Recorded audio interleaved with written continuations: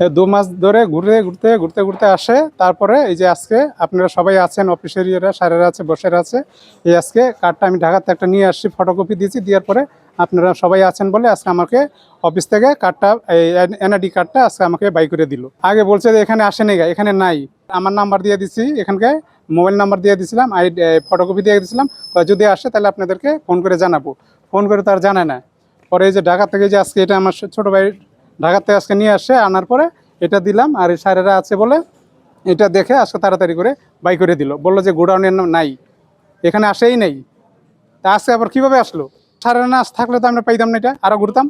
2 মাস ধরে আমি ঘুরতাছি, এই সারদের জন্য আজকে আমি এই জিনিসটা আমি পাইলাম, মূল্যবান জিনিসটা আজকে আমি বাংলাদেশের নাগরিকের কার্ডটা আমি পাইলাম। উনি হেল্পডেস্কে এসেছিল কার্ড খোঁজার জন্য। ওনার যে বক্সে কার্ড থাকার কথা, ওই বক্সে আমরা খুঁজে দেখছিলাম, ওই বক্সে কার্ড পাওয়া যায়নি। ওই অন্য বক্সে পাওয়া গেছে। এটা আমাদের এই বক্সে তো পাওয়া যায়নি। এই নাম্বারের যে বক্স, এই বক্সে তো পাওয়া যায়নি ওনার কার্ড। আমাদের ভাই যে বক্স আছে, আমি তো সেই বক্সে খুঁজবো ভাই, আমি তো অন্য বক্সে কখনো খুঁজতে যাবো না ভাই। আমাদের কমিশন থেকে আমাদের বক্স সিলেক্ট করে দিছে। আজকে দুর্নীতি দমন কমিশনের অনুমোদন ক্রমে আমরা জেলা নির্বাচন অফিস এবং উপজেলা নির্বাচন অফিস, এই 2 অফিসে একটি এনফোর্সমেন্ট অভিযান পরিচালনা করলাম। এখানে মূলত আমাদের কাছে বেশ কিছু অভিযোগ ছিল যে যারা এখানে সেবা নিতে আসে তাদেরকে দীর্ঘ সময় তাদেরকে ঘোরানো হয়।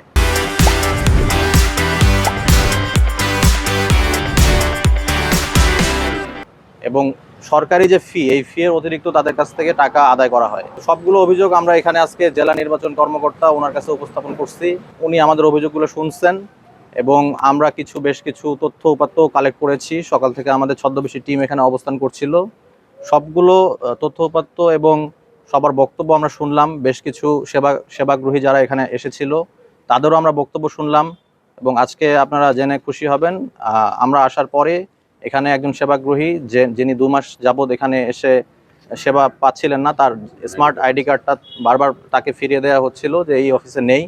কিন্তু আজকে আমাদের অভিযানের পরে আজকে ওনাকে তার কার্ডটা দেওয়া হয়েছে। উনি খুবই আনন্দিত, আমাদেরকে ধন্যবাদ জানিয়েছে। এছাড়াও আরও কিছু ব্যক্তির অভিযোগ এখানে পেন্ডিং রয়েছে, আমরা সেগুলো নিয়েছি। সব কিছু পর্যালোচনা করে আমরা কমিশনে একটি রিপোর্ট দাখিল করব। এছাড়াও আপনাদের আরও একটি বিষয় আমরা জানিয়ে রাখি, এখানে আউটসোর্সিংয়ের একজন গাড়ি চালক রয়েছেন। আমরা এখানে জানতে পেরেছি ওনার ভাইয়ের একটি কম্পিউটারের দোকান রয়েছে এবং এখানে যারা সেবাগ্রহীতা এখানে আসেন তাদেরকে উনি ওই অফিস কম্পিউটারের দোকানে পাঠিয়ে দেয় এবং সেখান থেকেই আবেদনগুলো করা হয় এবং নির্ধারিত যে সরকারি ফি তার থেকে বেশি টাকা সেখানে আদায় করা হয়। তো আমরা এই বিষয়গুলো কমিশনে লিখব এবং তার বিরুদ্ধে আমরা আইনানুগ ব্যবস্থা গ্রহণ করার জন্য কমিশনের সুপারিশ প্রেরণ করব।